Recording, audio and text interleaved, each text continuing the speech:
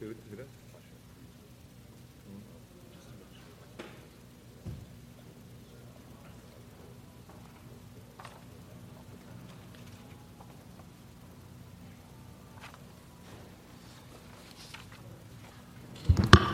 Good morning, ladies and gentlemen. Welcome to the Los Angeles City Council Jobs and Business Development meeting for Wednesday, May 23rd, 2012. We'll be voting on plastic bags later in City Council, so I'm sure that'll fill these chambers. But I appreciate those that are here right now because it means you're committed to the jobs and business development of the City of Los Angeles. We do expect Council Members Parks and LeBon to be joining us in a little bit, but why don't we go ahead and start. We have a one-item agenda, but before that, do we have any general public comment? No general public comment. We will close the general public comment. Let's take up item number 1, please. Item number 1 is a CAO and CLA joint report pursuant to motion Smith, Cardenas, Zine, relative to establishing the Economic Development Department. All right. Good morning. Nice to see you, Mr. Miller. I was just reading the Historical Society newsletter, which spelled your name with a J. You might want to give them a heads up. It's actually pretty common. I know. I'm sure it is. My Otherwise, a great newsletter. My Staples hard hat is spelled incorrectly. Oh, really? Nice. The football deal will be killed because of that. That's right. All right. So what do we have before us? What you have before you is a joint CEO-CLA report that tries to, I think, address moving forward in a broad concept of how we're going to do economic development in the future. We looked at a variety of other agencies in other cities, did a fair amount of due diligence, and what we're proposing is the establishment of an economic development department in the city. Now, some of your colleagues going through that, we're not creating a new bureaucracy here. The intent is to try to centralize and make economic development more efficient. And then along with that, I would say actually work on sort of the case processing is the establishment of a nonprofit economic development corporation, similar to examples we've seen in New York and San Diego, for example. And the concept would be that entity would contract with the economic development department and be responsible for actually delivering the economic development policies that the council and mayor establishes. So in a broad presentation, that's what's before you. It's important to note that this is not, in these times, it's rare to be talking about something that is not a cost-cutting measure. We don't anticipate that there will be significant reductions in city jobs. There are a lot of functions that the city is going to continue to do. We're going to need to have underwriting capabilities because much of the money that's coming through that would be used by this nonprofit corporation is money that's come through the city. So we have a responsibility to ensure that it's spent properly. Contract administration in block grant stuff in the con plan, workforce and investment board, contract administration. So many of those functions are going to continue to be done with the city. Okay. The CEO like that? Thoughts? Good morning. I apologize for being late. No, don't worry. The only thing I would like to add is that as it relates to the nonprofits, specifically one of the main vehicles that we're hoping could be utilized is that of our assets. And when you look at other models around the country, one of the effective tools that they use to encourage and to promote economic development is the very properties that they own. And so this is an area that Jerry and I have been looking at for the last few years, an area that I think as a whole we think could be strengthened. The dissolution of the CRA provides an opportunity to look at our own properties, evaluate whether they're the best use for that particular area, and determine how they could better be utilized. And so it's not so much handing over those assets to a nonprofit, but instead they would provide us direction as to how to maximize it.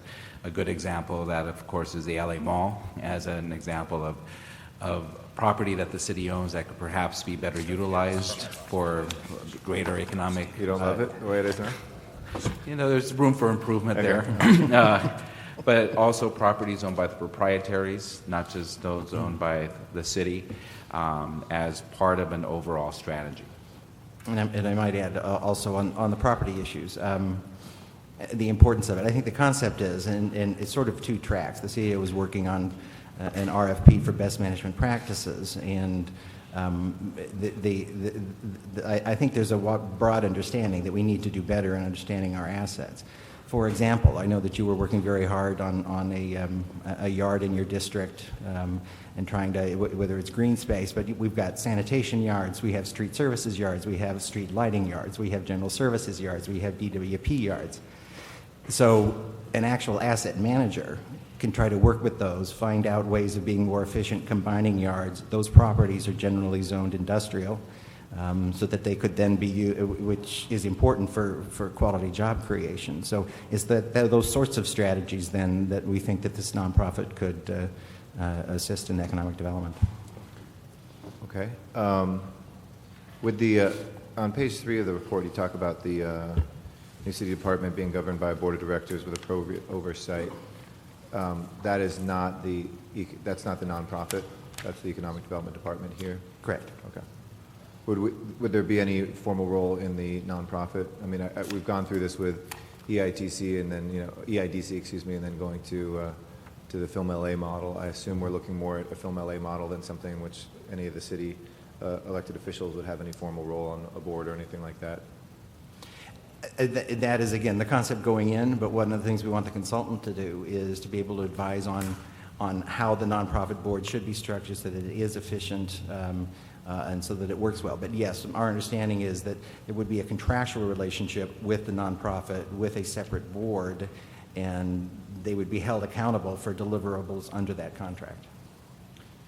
Of the cities that you studied, I've been looking at a number of these too. Which did you find to be the most successful in terms of their outputs or their results? I mean, Austin, New York, Chicago, different approaches, but we're looking more at the Austin, New York kind of model. Which of those have been successful, and what tools are they mostly using for their success? Well, I'll start. I think certainly in terms of the job creation and dollar volume, I would say that New York has probably been the most successful. And one of the tools that they do use is that they are the asset manager for properties, the City of New York properties, as well as the Port Authority. So they use the fees from property management to plug back into incentivizing business and to run their operations. Through direct grants that come from that then for businesses to start up or to expand? They do some direct grants. They use some of the tools that we use, industrial development bonds, empowerment zone financing.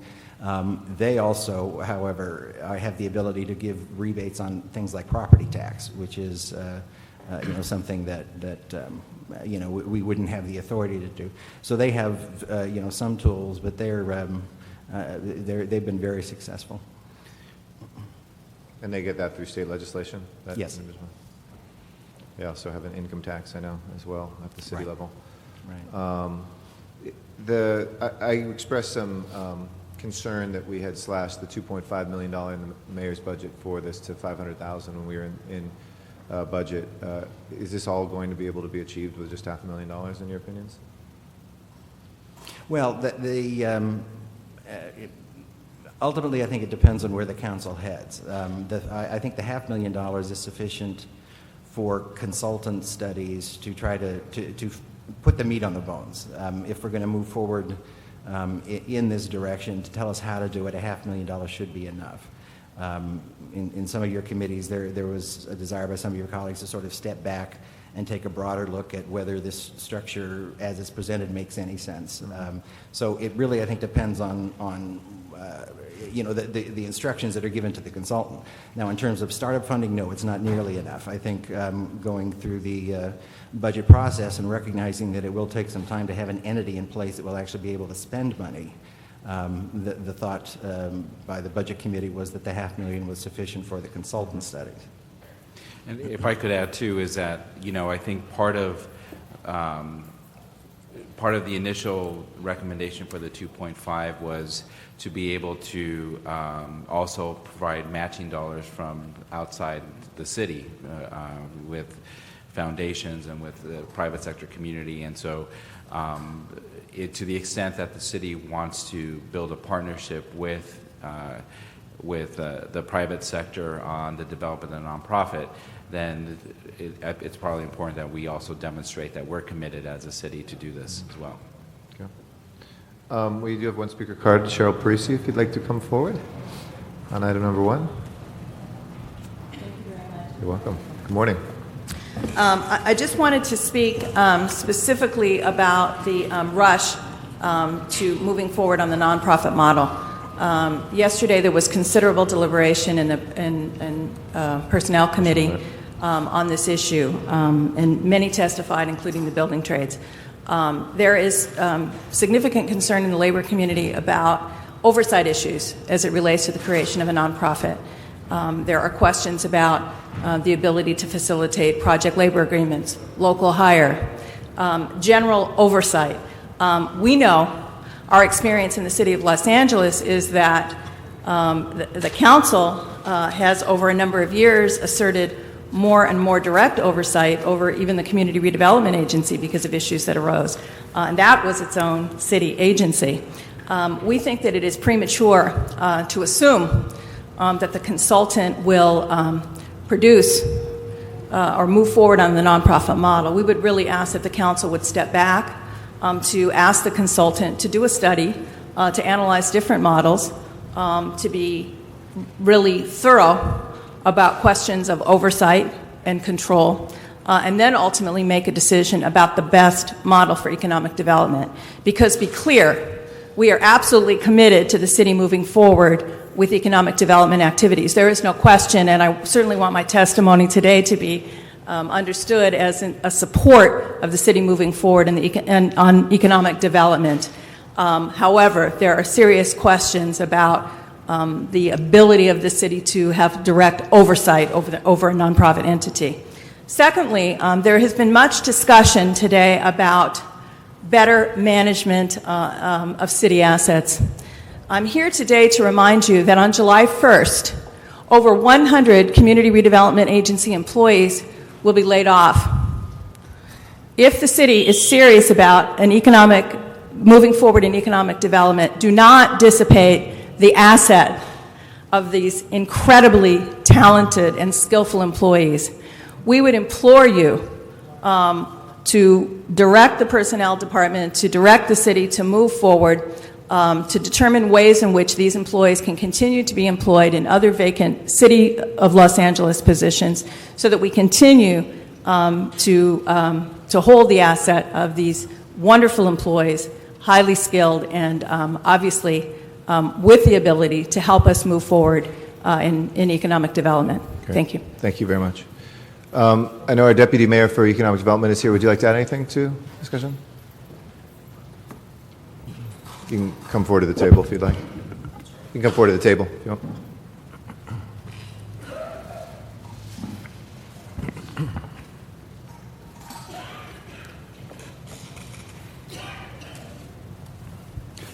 Good to have you here.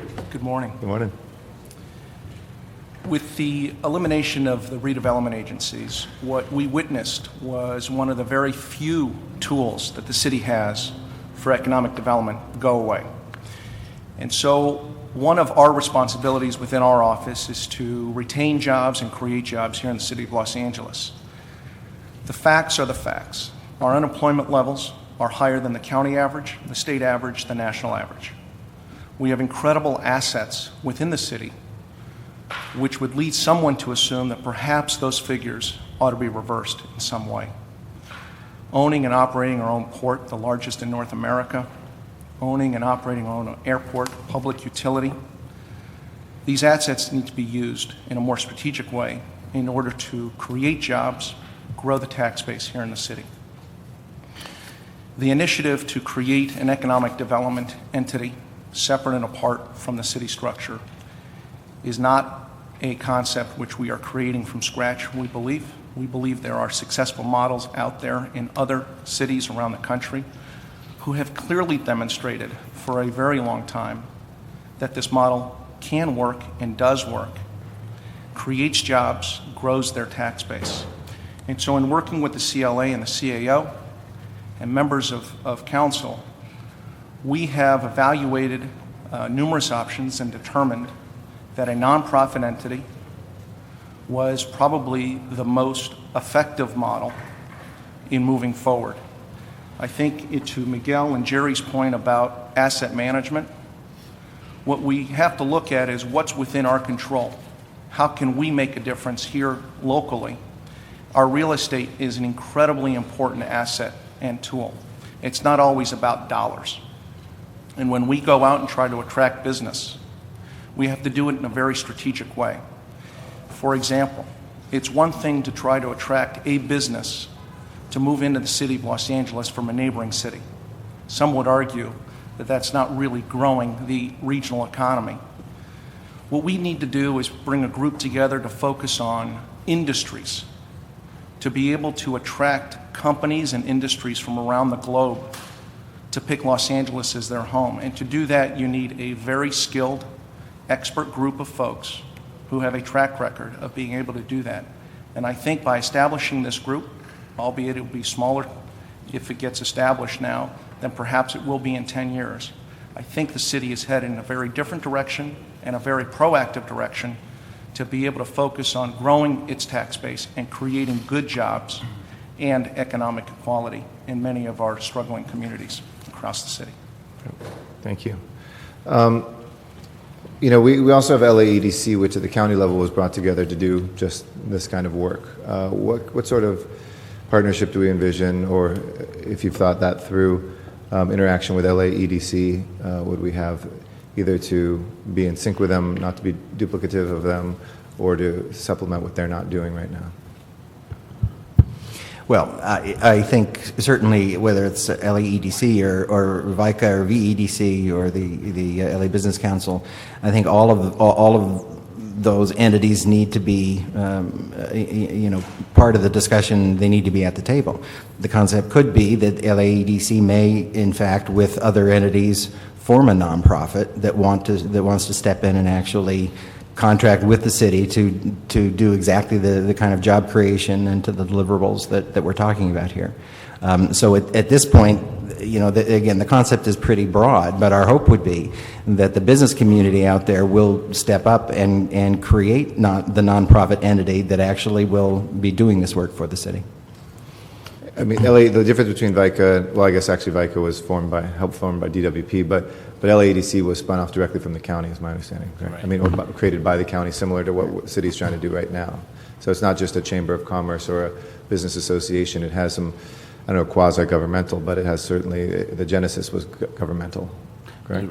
Right. I'm pretty familiar with the LAEDC. It's in some ways an advocacy group for economic development countywide, and their interests obviously go beyond the city of LA boundaries, and so they promote economic development in Pasadena and Long Beach and other part in the San Gabriel Valley, not just within the city.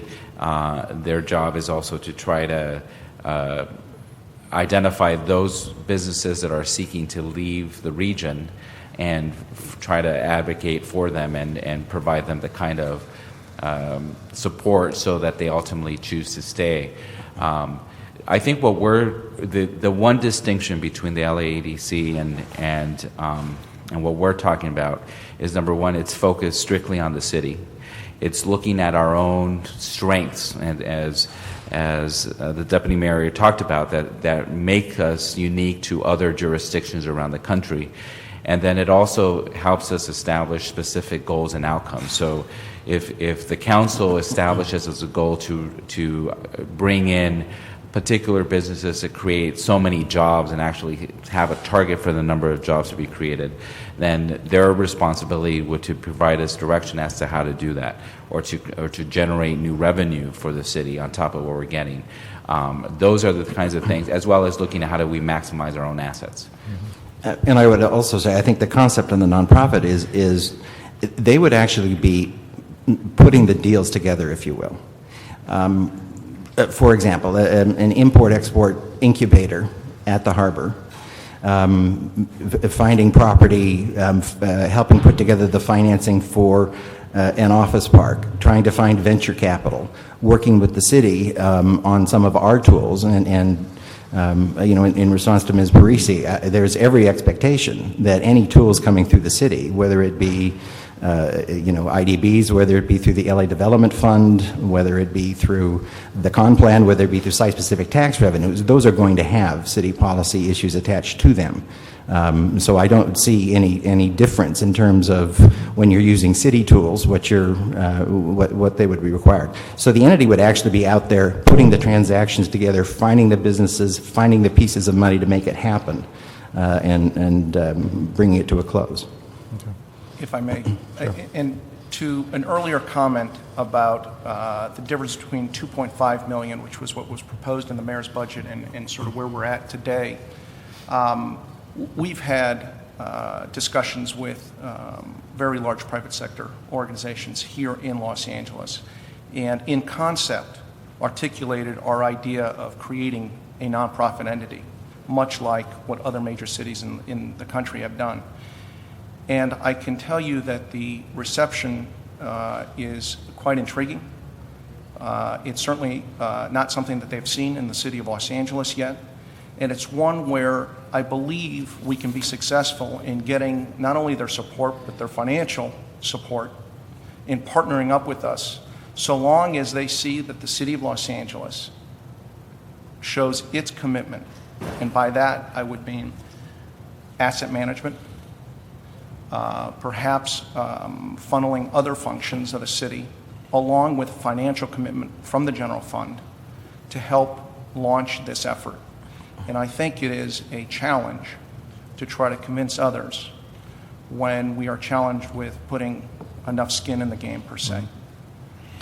Okay. I think the recommendations in here, I would like to add one, which is to Ms. Parisi's point, to direct the personnel department to look at our CRA employees that will be laid off on July 1st, and what we can do to ensure that whatever vacancies we have in planning, CDD, around economic development, that we give some sort of priority look to those folks. I think we all share that, and those of us who fought to keep the CRA alive and keep it in even the successor agency here in Los Angeles certainly share that. So I want to add that to what we have in the CAO-CLA joint report recommendations to move forward with this study and the beginning of the establishment of an entity.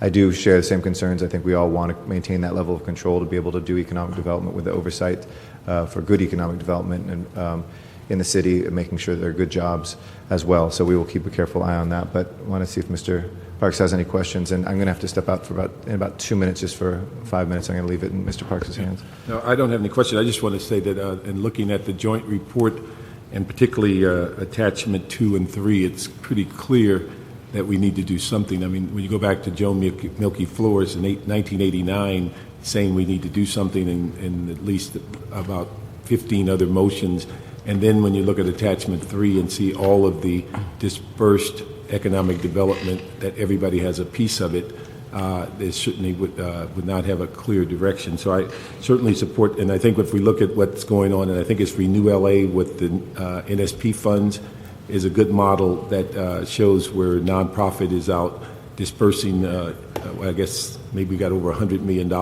in funds to buy foreclosed property and then redevelop it.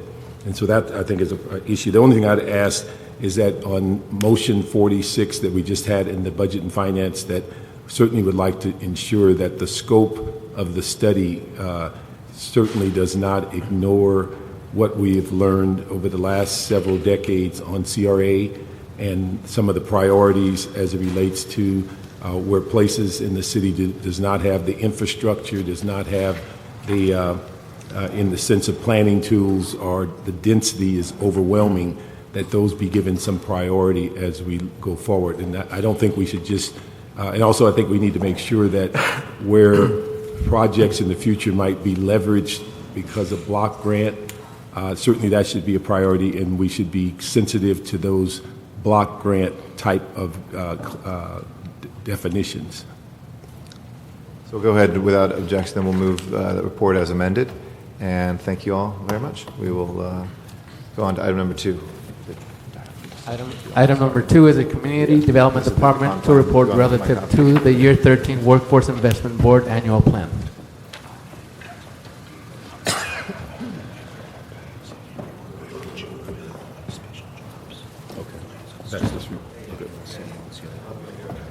Okay. Now, do we know who this is? The writing. Daniel? Okay. All right. While the staff is coming, we have a card on Daniel Garcia. Would you like to come up at this time and make your comments?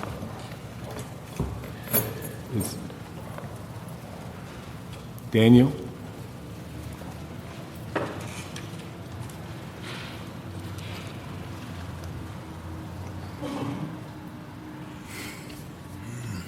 Thank you. Good morning. I just want to mention that I want to have I have a concern that the Community Development Department report does not include people with disability. People with disability are always the last to be hired and the first to be gone. I want to know if it's possible for These two, right? for this committee to please instate a work intensity program that people with disability can actually be motivated. And I think the city has a way and means to do that if you just commercialize the information about people with disability. And I think that's what we want to do. Because people with disability do not have the outlets that I do have. And so I want to let you know that people with disability are looking for jobs, but they are not given the opportunity to do so. So please add the individual reports that we want more efficient way of advertisement and community involvement with job creators and so on.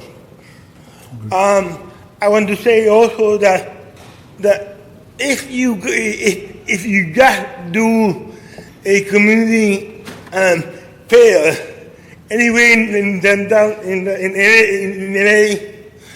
there will be more job creation along the way for people with disability. Thank you very much. Thank you very much. Thank you. We start presentations on item 2. Good morning. I'm Manny Chavez with the Community Development Department. What you have before you is our first draft of the Workforce Investment Board's 2012-13 annual plan. The annual plan is presented annually to the City Council and the Mayor for your consideration. This is, again, a draft document. It will be coming back to you following complete consideration by the WIB. The plan details all of the service strategies, the activities, as well as the complete Workforce Investment Act budget for the forthcoming year. The draft was released in early April.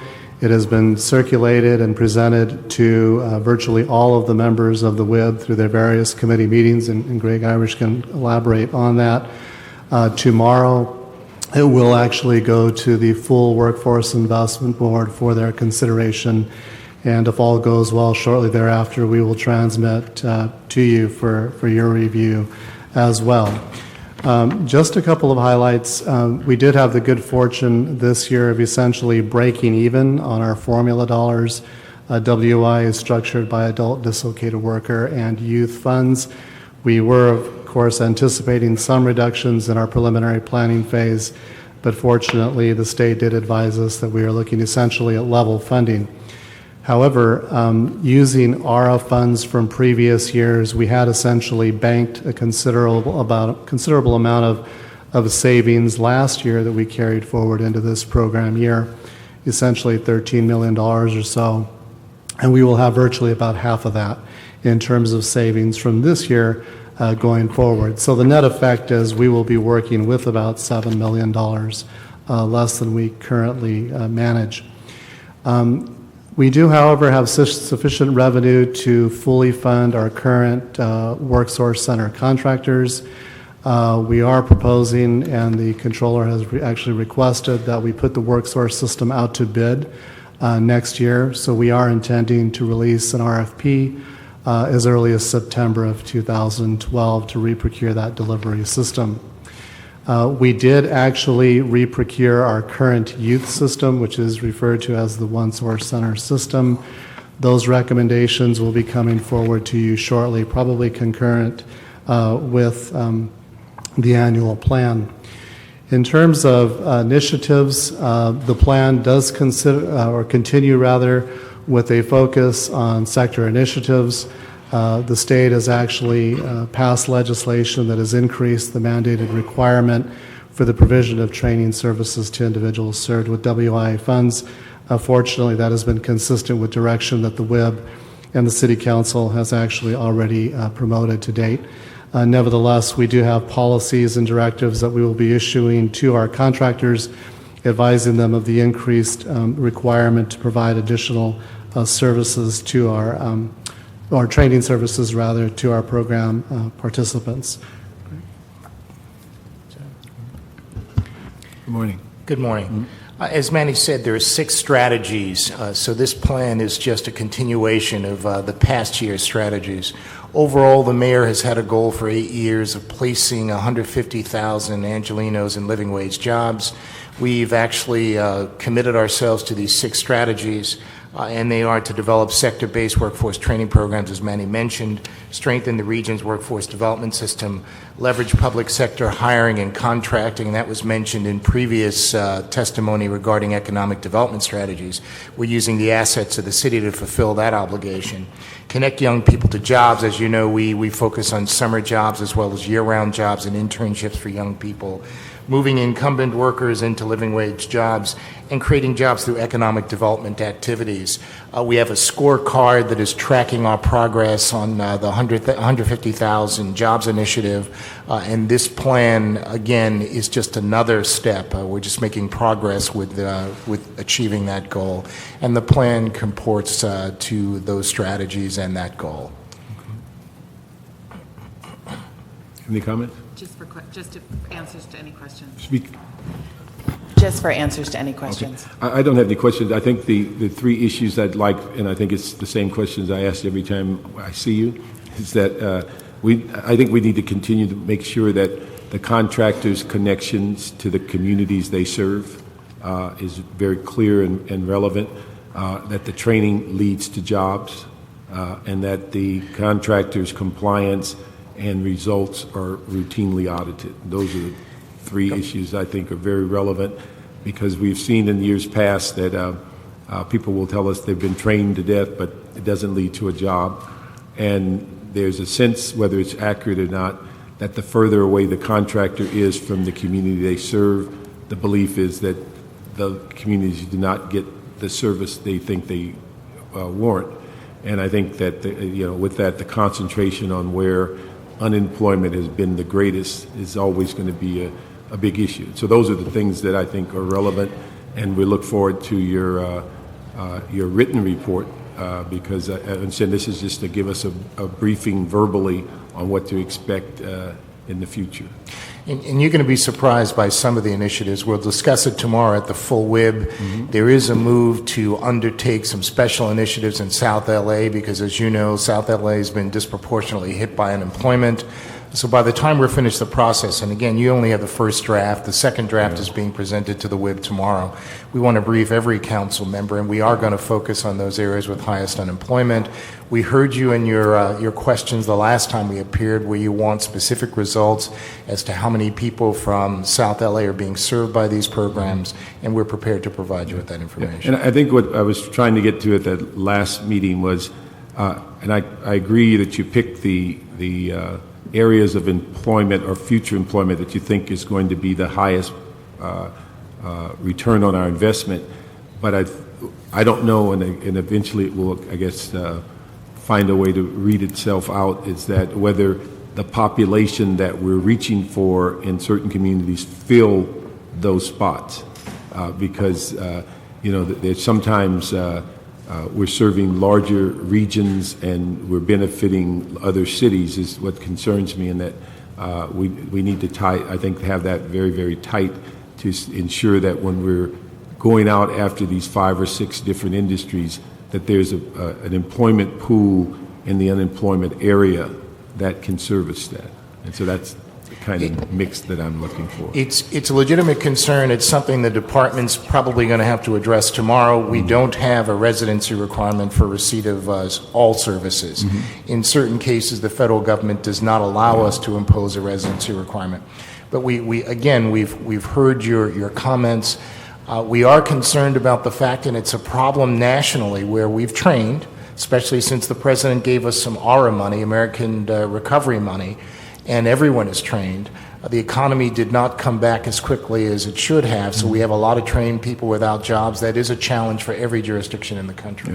Yeah. And I think, and I don't know if there's a correlation, but at least on a perception-wide, it appears that the fact that we can't ensure that the people we're training are city residents, but it appears, at least on the surface, that more closely aligned the contractor is where the community that's having the unemployment, that you at least stand a chance to not mandate it, but at least make it a priority. It's true. And so that's what that we're looking for. And I think that as we move forward, we have to think also those same communities that have the significant unemployment rate are the same ones that are suffering the foreclosure rate for both multiple family and single family. They're the same communities that are going to be negatively impacted by the having the CRA dissolved. And these are the historical pots on our map that are very, very yellow. They're not even close to getting to the green or the brown. And so that's what, and I think the comments we made at the previous item was as we go to the next step of economic development and putting it under one umbrella, that we can't lose sight of what we've learned over the last several decades of where the poverty is and where the need is, and we can't discount what block grant formulas have given us and the WIB board. We have to kind of bring all that together if we're going to really make some change in the city. It certainly makes sense. And again, we'll be prepared to brief every council member once the plan's approved. Thank you very much. Thank you. We have no other cards, and so we can, on this item, we just note and file? That's Yes. No action? No action. Okay, thank you very much.